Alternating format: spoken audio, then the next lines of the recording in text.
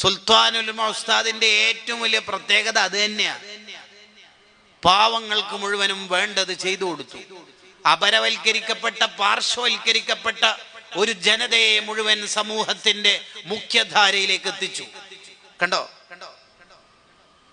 രണ്ടറ്റം മുട്ടിക്കാൻ ജീവിതം പ്രയാസപ്പെട്ട അനാഥകളെ മുഴുവനും വലിയ വലിയ ഉന്നതങ്ങളിലേക്ക് എത്തിച്ചു.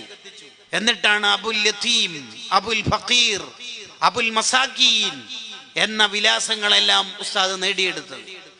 ഉന്നതങ്ങളുടെ എല്ലാത്തിൻ്റെയും പിന്നിലുള്ള പിന്നാമ്പുറങ്ങൾ എടുത്ത് പരിശോധിച്ചാൽ പഴയ കാലത്ത് കുന്നമംഗലം അങ്ങാടിയിലൂടെ തുർക്കിയ യതീങ്ങാനയിലെ മക്കൾക്ക് തിന്നാനില്ലാത്ത കാലത്ത് അരിയും പയറിനും വേണ്ടി കഷ്ടപ്പെട്ട് ഓരോ ഷോപ്പുകളിൽ കയറി ഇറങ്ങിയ കാലമുണ്ടായിരുന്നു സുൽത്താനുൽ ഉലമ ഉസ്താദിന്.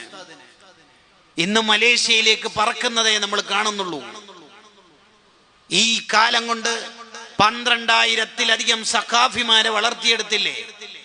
10,000-കണക്കിന് മക്കൾക്ക് വേണ്ടത് മുഴുവനും ചെയ്തു കൊടുത്ത് റിഫായി ഷേഖിനെ കുറിച്ച് ചരിത്രം പറഞ്ഞ പോലെ അനാഥകൾക്ക് സ്നേഹനിധിയായ ഉപ്പയായ റിഫായി ഷേഖിനെ പരിചയപ്പെടുത്തുന്നുണ്ട് ചരിത്രത്തിൽ. സമാനമായി നമ്മുടെ കാലത്ത് ജീവിക്കുന്ന ഉസ്താദല്ലേ നമ്മുടെ ഉസ്താദ്. അള്ളാഹു അവിടുത്തെ ആഫിയത്തുള്ള ദീർഘായുസ് നൽകുമാറാവട്ടെ.